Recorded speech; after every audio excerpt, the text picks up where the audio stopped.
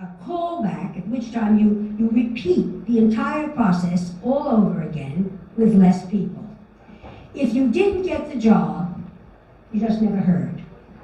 You're no longer waiting at the phone, although you could still wait, but you just wouldn't hear. My education in performing arts was a good preparation for the world I would enter. It was a rigorous education, both academically and artistically. Along with the usual semifinals and finals each semester, academically, we had also finals and semifinal performance projects. If you didn't do well on your performance project, you were asked to leave, or we would say, thrown out. I remember being absolutely traumatized when I learned that the year before, a student was asked to leave as late as after her first semester, senior year. Pretty horrible to start a new school last year. It was really grueling. I know they say that whatever breaks you makes you stronger. Well, we're not even talking about opening night and reviews and all just another opportunity to be judged. Actors understand only too well the lyric Frank Sinatra sang, you gotta pick yourself up, brush yourself off, and start all over again. Although I wanted to go to a conservatory after high school, a professional 2-year school for just theater, my parents, who did not have a college education, insisted that I have a 4-year college education. I auditioned and accepted a theater scholarship to Brandeis University. Like many students, spring vacation was the time to start thinking about what you would do during the summer. While home on spring break, my sophomore year, I got a copy of Backstage. Backstage was the newspaper that young hopefuls like myself, who didn't have an agent, found out about what was going on and who was casting what. Oh dear, I forgot to give you the picture of the High School of Performing Arts. You can show that, because it was right downtown in Manhattan, a very attractive building, you can see. I spent 4 years of my life there. Yes, look at the cars, how old it was. Oh my God, now you know where that those 67 years were. So, next, it's amazing that I still found this program. I saw that in the paper, the Cape Cod Melody Tent in Hyannis, Mass. would be holding open auditions in New York for their summer season. It was a professional theater, and they would hire 2 non-professionals every summer. Back at Brandeis, after spring break, I decided to take the train into Penn Station and come back the same night. I had to be on the 7 a.m. train and left the dorm by 6 a.m., getting dressed in the dark, making sure not to wake my roommate. The drawer fell on my foot, which of course did not stop me, but did wake my roommate. I arrived at the studio, where the auditions were, at 12 noon, and I was number 400, which you call in my business a cattle call. They took us in, 10 at a time, at which point we had to sing 16 bars from 2 different songs. When it came my turn, my foot was really hurting then, and I asked if I could take off my shoes before I sang. I told them the whole story. This morning I woke up, and blah, blah, blah. The director, the choreographer, the musical director, all auditioned. We looked at each other, and one of them said, "Sure, take off anything else you want to take off." Everyone giggled. That's how it was in those days. I said nothing, did my number, put my shoes back on, and took the train back to school. A week later, I got a call. Yes, I got the job. They were going to mail me my first equity contract. I think I still have it. There it is, did you believe? The only thing that they had to know my professional name. The name I was born was Annette Miller, and because Vivian Lee was my favorite actor, I said, Annette Lee. When I married Michael Miller, who I thought would be here tonight, but I couldn't, I changed my professional name to Annette Miller. Remember I said that an acting teacher once told my class, if there's anything else you can do, do it. And if there's nothing else you can do, do it. When I married Michael Miller, and we had our first child, Bruce, my granddaughter's father, I knew there was something else that I had to do, and that was to mother. At that time, not being a stay-at-home mom was frowned upon by society. There was no support system and no encouragement for women to continue in their own careers. But to be honest, I didn't know how to manage both. 4 years later, my daughter Debbie was born, and her son is here.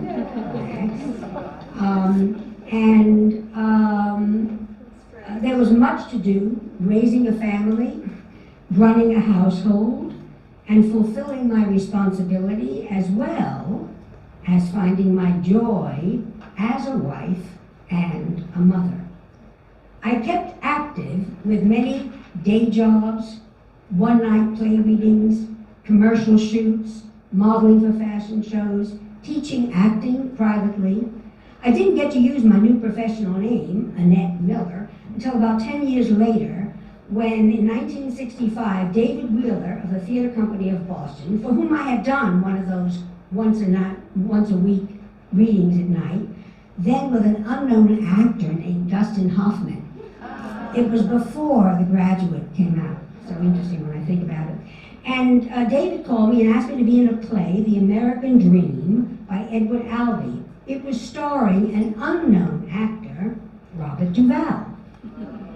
It ran for just 2 weeks. My parents, my in-laws, and my husband all pitched in to help me. But the fact is, I was very unhappy leaving the house every night at 6 before bedtime for the kids.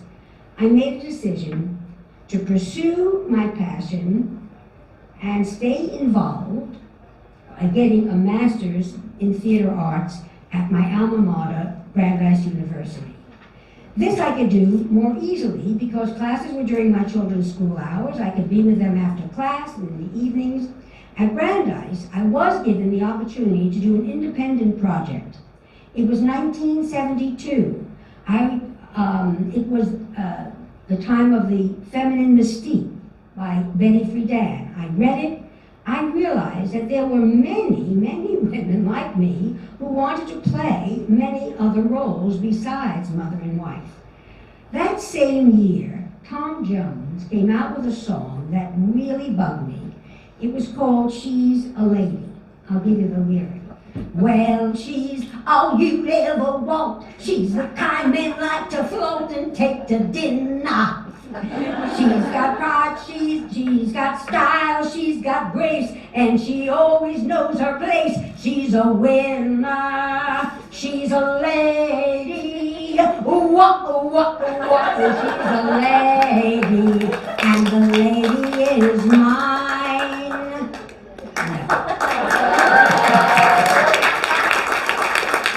My independent project became clear. I would express all this via a theatrical, we can move that along, sorry. There I am. It was like, oh God, it wasn't a mess. Okay, I would express all this via theatrical collage of pieces from plays, music, poetry, speeches I had heard or read, and called the hour-long show, Who's a Lady? I invited theater people I knew, women from organizations, etc. And there were 3 performances of the project at Brandeis. After that, I was encouraged to tour the show at colleges, fundraisers, women's events, etc. That show put me back in business. I had bookings on and off for 10 years, and the best part was I didn't have to perform every night, but I was able to keep my tools sharpened and my passion even more alive because that show allowed me to express the turmoil within me, which resonated to what many other women were experiencing. WGBH asked us to do a half-hour version for television. We even got to perform in the newly formed Women's Theater in New York. It was just a bit off-Broadway, like 11th Avenue and 53rd Street. One more block, you'd be in the Hudson River. It was the middle of winter. On the night that we performed, the heating system broke. It was so cold that the pianist had to wear gloves. I think there were 10 people in the audience, 5 of whom were my family. But as they say, the show must go on. My next venture to New York got me a little bit closer to Broadway. It was the last year of my 7-year stint. It took me 7 years to get that master's. And the MFA graduating students involved in a new play with promise were invited to do a showcase in New York at the Cubiculo Theater located on 9th Avenue and 48th Street, a bit closer. I had created Debbie Waspaw in the lead in the show The Primary English Class by Israel Horovitz. It ran for 3 nights. The last night, there was a note on the call board, the place where actors in the show must sign in a half hour before showtime, for Annette Miller, from a casting director known for casting soap operas. Would I call her back? There was not a particular part she wanted me for, but she did want to introduce me to other casting directors. That was just great. I called her immediately. A New York producer wanted to produce The Primary English Class on Broadway. All very exciting, except they wanted a star to have the lead. Diane Keaton got the part. I guess for some absurd reason, they thought that her name would sell more tickets than mine. Unfortunately, and this is true, that wasn't the last time I experienced that kind of disappointment. However, those 3 days of performances in New York and the reception I received allowed me to start thinking about auditioning in New York. My son was applying to colleges, and my daughter would be in her freshman year at high school. A Brandeis student from my undergraduate days, who said she always admired my work, was now an actor's manager in New York. She heard of my performance in the primary English class and asked if she could represent me. She also managed someone else you might know, John Travolta. It took me 6 months to answer that letter. Flights to New York at the time were like $20. I could go back and forth in one day, and if I had to stay overnight, I would take the bus and stay at my folks', and Mike would be at home with Debs. Shortly thereafter, I was sent a script of a new play by Mark Connolly. Oh, we have to keep on moving this thing. So that's the, we can look at the primary English class. God, well, that was something. So there I was, the teacher. I'm looking at these pictures. Oh, my God. Okay, so next. So there was Mark Connolly. Okay, so I was, and I kept that for a reason, and you'll see why. I was sent a script by a new play by Mark Connolly called A Stitch in Time. He won a Pulitzer Prize in 1930 for his play, The Green Pastures. It was so bad, I fell asleep reading it on the bus ride to New York. Honestly, I was to play a newspaper photographer. I had an hour before my audition and decided to wear a few cameras around my neck, as photographers did in those days, before digital cameras. I stopped in at the 47th Street Camera, a kind of, I guess, classic place at the time, looked at a few cameras, asked them if I could just take out 3 of them and and put them on my charge card and return it if my husband, who I said was working around the corner, didn't think they were right for our son. I evidently gave a fabulous audition, standing on chairs, getting different angles to take pictures while I was saying my lines, because a week later, after returning the cameras that very day, within the hour, thank you, but my husband didn't think any of them were right. Thanks, Elliot. I did get a call. I got the job. I remember licking the envelope of my daughter's last college application before leaving for New York to start rehearsals. Timing was perfect. I stayed with my parents. We rehearsed in rehearsal studios for 2 weeks, and I had just moved into the amphitheater on Broadway. Well, quite an excitement, my first Broadway show. It was the second day of rehearsals. The producer walked into the theater, gathered us around, and told us the show would be closing because Mark Connolly died. He was 92, and the producers who put the money up must have felt the same way as I did about the play, were just doing it to keep him alive. And when he died, they took their money out. I remember it took me 6 hours to call my husband and tell him the news. I remember my daughter telling me, "Oh, Mom, you waited so long, and we got all my applications for college in." I was quite depressed. I waited all these years to be on Broadway. Surely it would never happen again. I wasn't exactly a youngster. However, a few years later, I did get cast in the female version of The Odd Couple. Okay? The female version of The Odd Couple by Neil Simon. It was slated to open on Broadway January 1. We started rehearsal September 15th. The play was supposed to be a simple remake of the original Tony Award show starring Walter Matthau and Art Carney, now in an all-female cast starring Rita Moreno and Sally Struthers. Pre-Broadway openings were going to be in Chicago, Baltimore, Florida, Dallas, all seemed manageable. The kids were in college. Mike would be able to meet me in every city. Everything was fine, except it all changed when we opened in Chicago.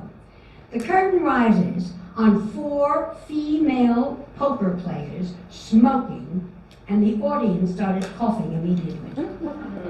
And they didn't laugh at one joke. It was 1984, and the Surgeon General had a warning on every pack of cigarettes, "Ray cancer." Audiences were just not coming. Also, they didn't buy women playing poker.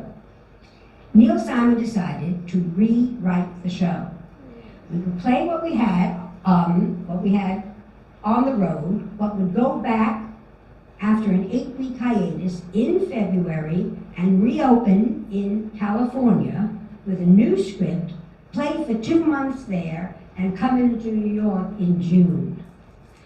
Being on the road for 9 months was not what I had planned. My world was theater 24/7 for an entire year. I was rootless. Playing on Broadway was exciting, but when my year contract was up, I decided not to renew. Also, that play didn't hold enough meaning for me to continue.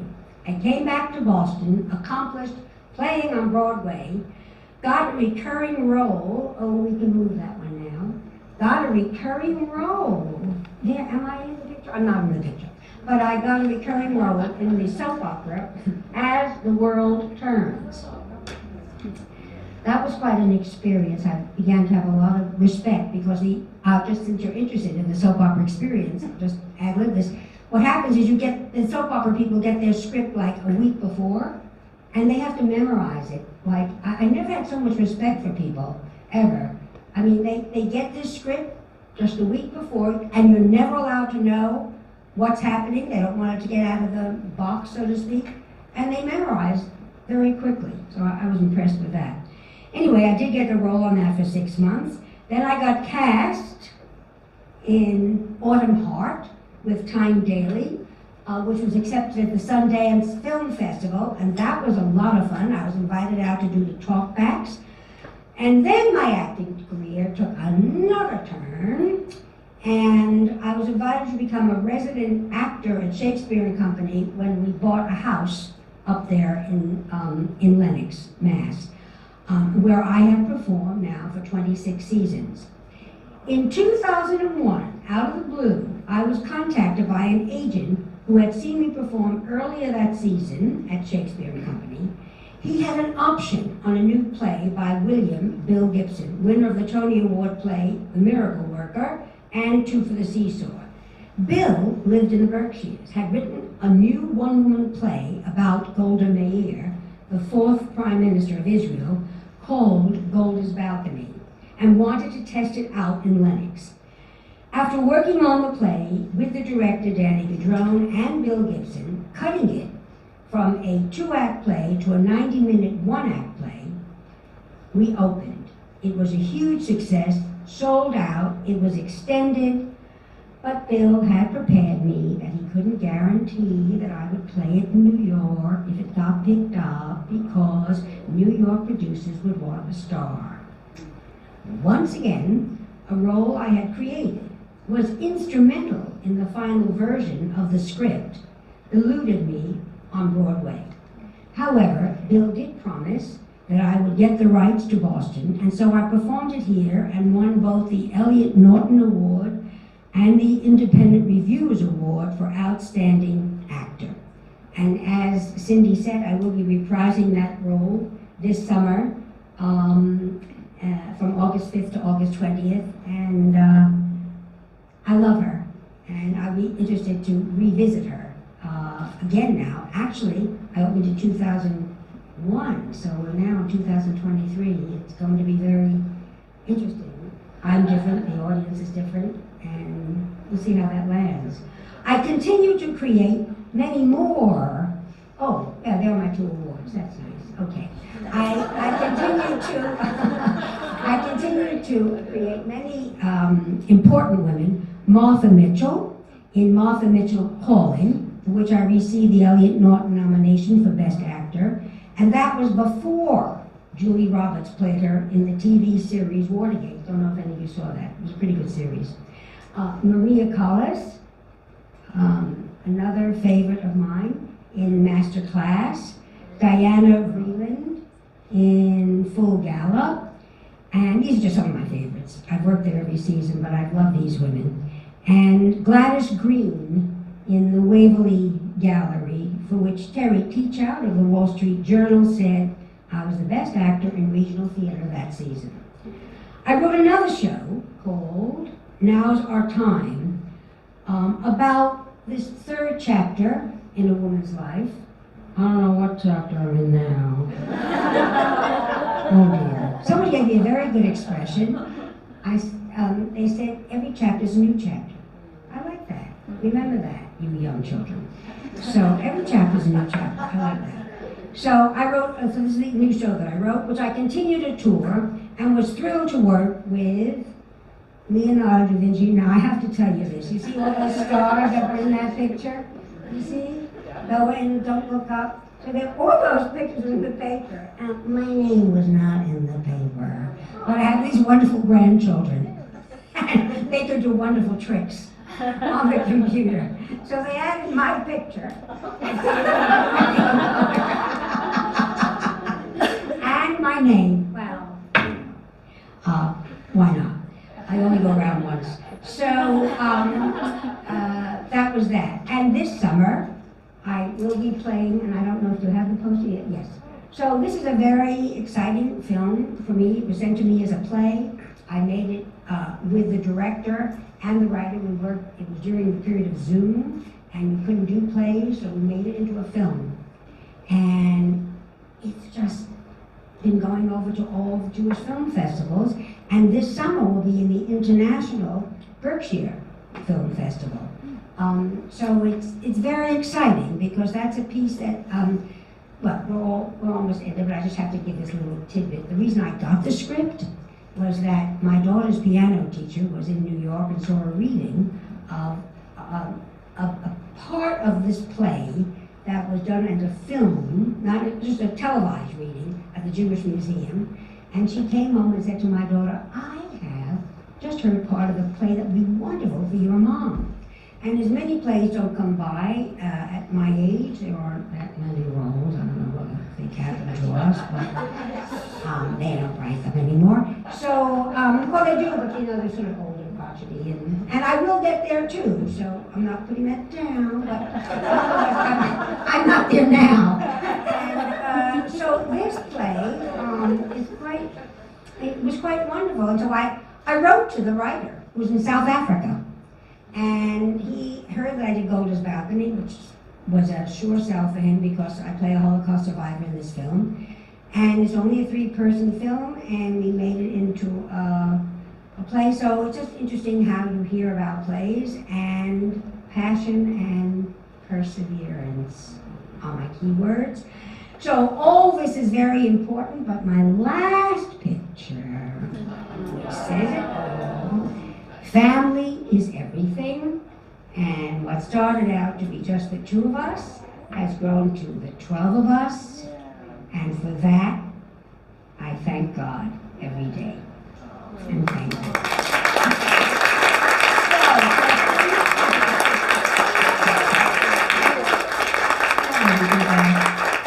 I told my family that I've just written my obituary. Very sad. It won't give me that much. They won't give me that much space. So, questions, thoughts, comments. Yeah. You talked a lot about having to make auditions down in New York City. Yeah. Yet you were a Boston. Yes. Soul. Do you think that if you lived in New York City, your career would have been a little bit different? Oh, absolutely. Yeah. I would have had a much bigger career. No, there's just no question about it. I may not have had the family I had, Right. which would have been a terrible trade-off. And I say that because I was so passionate and am so passionate about my work. The opportunities in New York would have been so great. I mean, around here there were like 2 theaters. I mean, they weren't that good. David Miller, thank God, had 1 good. You know, I mean, there wasn't as much to take me away, and it would have been different. So I absolutely say to people, if you really want to have a serious career, you know, get your training, you do it, but then you got to go where the action is. And regional theater is not. However, that being said, I work with Shakespeare and Company, and I'm with the same actors a lot, most summers, and new kids come in. And what I found there was something. I mean, I was too goal-oriented and wanted Broadway, and really, I think, wanted, quote, stardom, you know. But I think for people who want a nice way of life, having a company is really quite wonderful. And I've watched the kids, I've watched them getting married, and they're doing their work, and they're doing good work. And so, I mean, I was younger then. It was just a different time. And I grew up with the Hollywood movies, and I don't know. And I think the kids today who are choosing to be part of a company where you can work all the time and have that kind of an ethic is really quite wonderful. So if you get to be part of a regional company, then, I mean, who needs that terrible rat race in New York? And it's hard. You know, there's no question about it. Yeah. I so respect your resilience. And yet, in the light of rejection, in a career such as yours with acting, you dealt with it, appeared to be with grace. However, rejection affects every career, right? Yeah, it does, I guess. Ours is so tough. Talk a little bit about the role of resilience in accepting rejection and channeling rejection into perhaps motivation. Pick yourself up and brush yourself off and start all over again. I really think what you really just have to have is a tremendous desire. You know, I mean, if you want to be a lawyer and you know, I know a lot of my friends' kids who didn't get accepted to the medical schools they wanted and had to go abroad to medical school. They wanted to be doctors, and they would do that. And then when they came back, they are doctors. You know, they didn't get into the schools that they wanted to. I mean, that's another awful profession. And what about all the kids applying to law school? I mean, if you want to do something enough, then you find the way. And if not, then you find something else. You know, I don't think you have to stay on the same track. As I said, there was nothing else I was trained to do. And I threatened going to law school. When Debbie started school, I talked to my husband. I said, I think I'll try out for, what was the name of that? It was a law school at night. It wasn't Suffolk. Porter's, Mrs. I don't know what it was. And I was going to do that. And my husband said, I don't think so. You tell me what to do about everything. You're not going to tell me what to do as a lawyer. So, I mean, I did, toy with that. But, that was that. But I do think it's really tough today to make it in anything. And you all are going to have children too. And it's got to have a lot of options. And I guess somewhere along the line, pick up a sense of self, hopefully in parenting. And I guess my folks did a good job in saying that because I get turned down doesn't mean I'm not any good. Or not a good person, or that I didn't have my life riding on that. So that's what I think about resilience. You need it. It's tough. So what else? Yeah. Touching on what you just mentioned, what advice might you have for young women and men today who are interested in having a career that they're passionate about and potentially having a family? When you think about that idea of Help.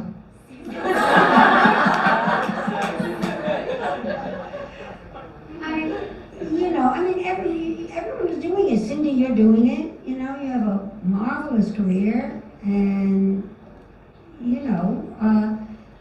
you fit it in. I don't know when you were if you were doing that when you were younger, when the kids were younger, but it's tough. And then you really have to know who you are too. With all due respect, I was not comfortable, leaving my kids. I just wasn't. I really wanted to be there at bedtime. And when your kids are teenagers, you really have to be home at night. That was not the time for me to be running out at night. I mean, I just couldn't. They come home from school at 3 o'clock and, somehow over dinner they tell you something, bye. It just didn't work for me, for that profession. But other professions are great because you're home, right? They are, if that's important to you. But, women today are managing it all beautifully.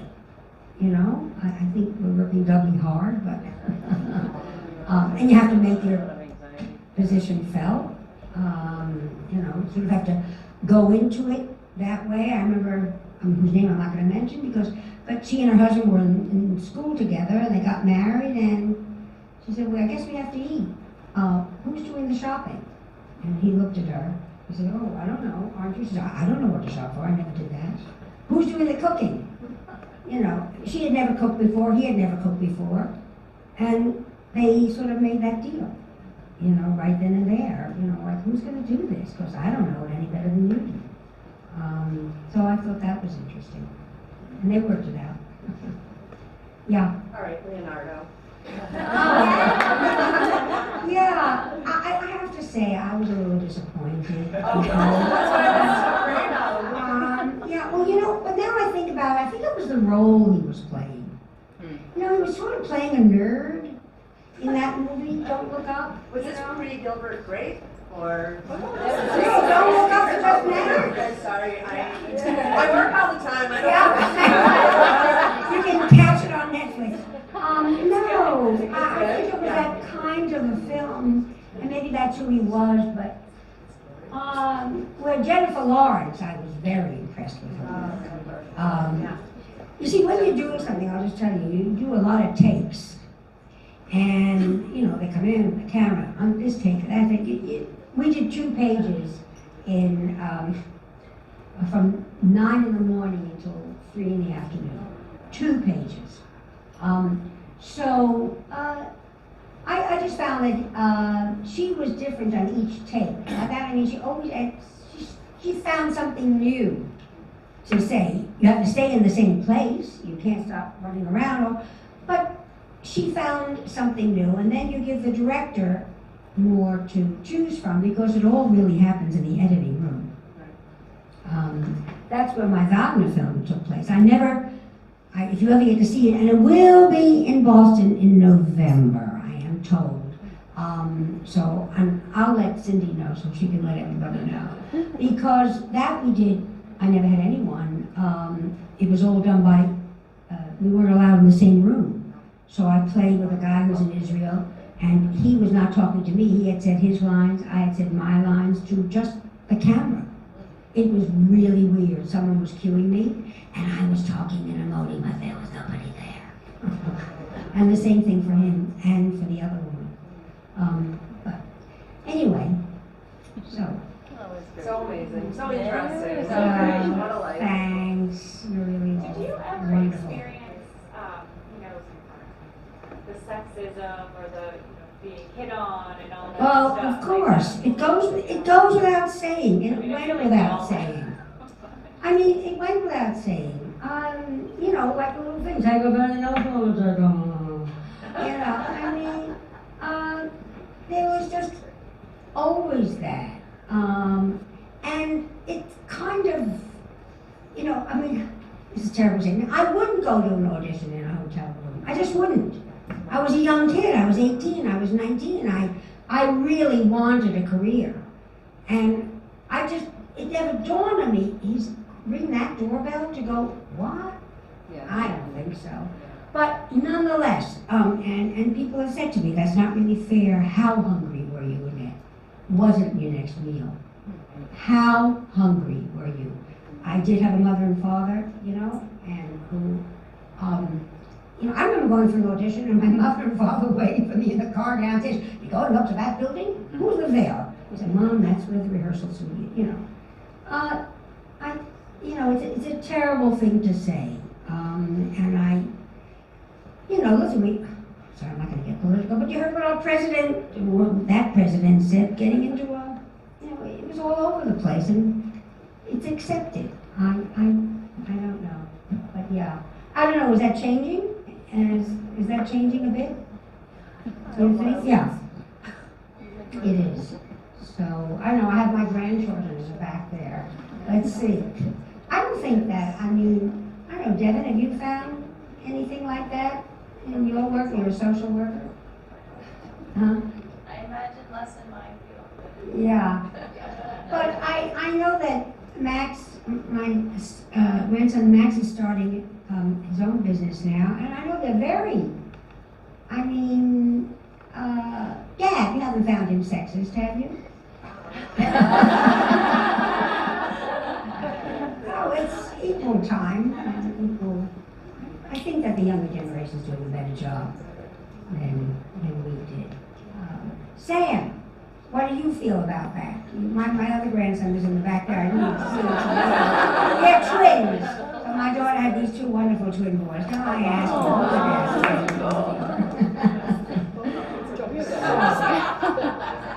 have you found any of that? You try and work against that, I think, in your business. I feel like we're not where we should be, but it seems like we've made progress from where you were. Okay, good. That's well put. Thanks. Thanks, Ed. He snuck in. Because I was working until 7. So, okay, that's it. Thank you very much.